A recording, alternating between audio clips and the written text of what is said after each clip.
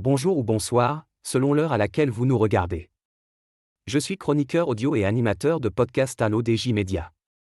Aujourd'hui, je vous lis dans son intégralité une chronique de Yahya Acharki, qui revient sur la mobilisation poignante de volontaires marocains prêts à embarquer pour Gaza, dans un acte de solidarité universelle, au-delà de toute affiliation politique. Dans un climat empreint d'émotion et de détermination, plusieurs volontaires marocains dans une démarche indépendante et apolitique s'apprêtent à rejoindre la flottille internationale de solidarité avec Gaza. Leur objectif est clair, briser symboliquement le blocus et acheminer un message de fraternité au peuple palestinien ainsi qu'attirer l'attention internationale sur les inégalités que subit le peuple palestinien. L'auteur ajoute que cette préparation ne se limite pas à une logistique matérielle, mais qu'elle engage les volontaires bien au-delà. Les préparatifs battent leur plein. Les volontaires, issus d'horizons différents, médecins, étudiants, militants associatifs et simples citoyens, n'est pas un hasard. Cette diversité de compétences vise une assistance humanitaire complète et sans faille.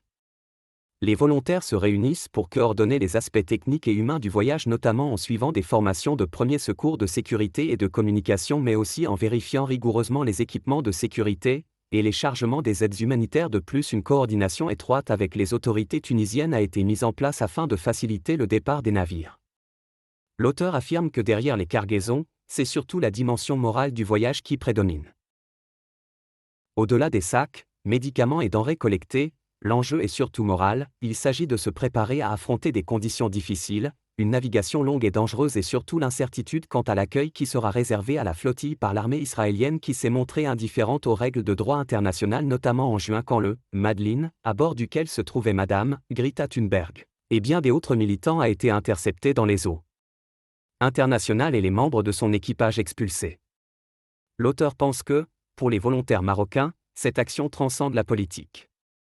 Pour tous les volontaires marocains ou autres, cette traversée est une manière de traduire en acte le soutien indéfectible à la cause palestinienne sans pour autant prendre de parti politique.